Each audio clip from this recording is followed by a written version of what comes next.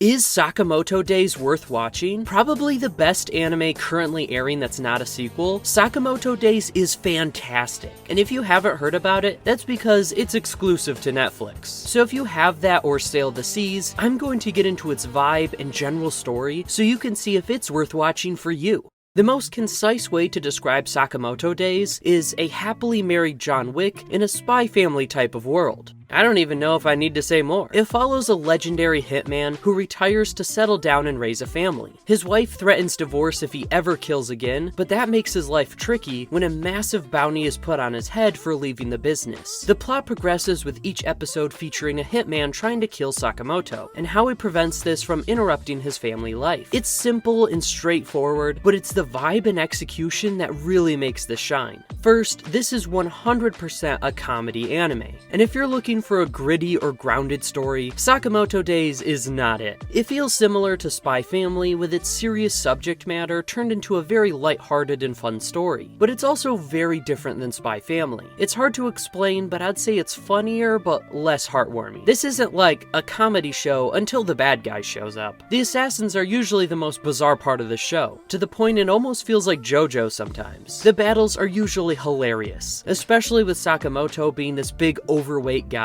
that fights like a mix between John Wick and One Punch Man. The wacky situations the assassins put them in makes each episode really fun. Sakamoto is a ridiculously overpowered protagonist, but it's clear he is not immortal. There is some tension along with the goofy antics. Overall, it's balanced pretty well, but there are some times I'd prefer it to be a little more serious to let the hype moments last longer. But you can't go into this expecting a serious battle shonen. The plot, pacing, comedy, and all that is great, but the best part of the show is its characters. Sakamoto is very quiet and reserved, but he has a ton of personality shown through how he thinks and reacts to everything happening around him. Most of this is shown through Shin. He is a psychic who can read people's minds, so most of the story is told through his point of view. It's done really well, and it's just really cool. I know this makes it sound a lot like a Spy Family ripoff, but these are different shows, and both mangas started coming out about the same time. All of the main characters are really great. They are very unique and have fantastic chemistry together. Even side characters such as Sakamoto's wife have a ton of personality when they could have easily just been written to fill their role in the background as a generic character. Lastly, this show is a bit more violent than I expected. It's not crazy or anything, but with its lighthearted vibe, it took me off guard. Also, the animation is really good. The fight scenes especially are super well animated, and that definitely adds to how much fun this is. If you're looking for a fun, funny show that's easy to watch with great characters, this anime is for you. There isn't a ton of depth or super meaningful moments, although there are some, but it's not trying to be more than it is. Currently, this is a B tier show and it's an 8,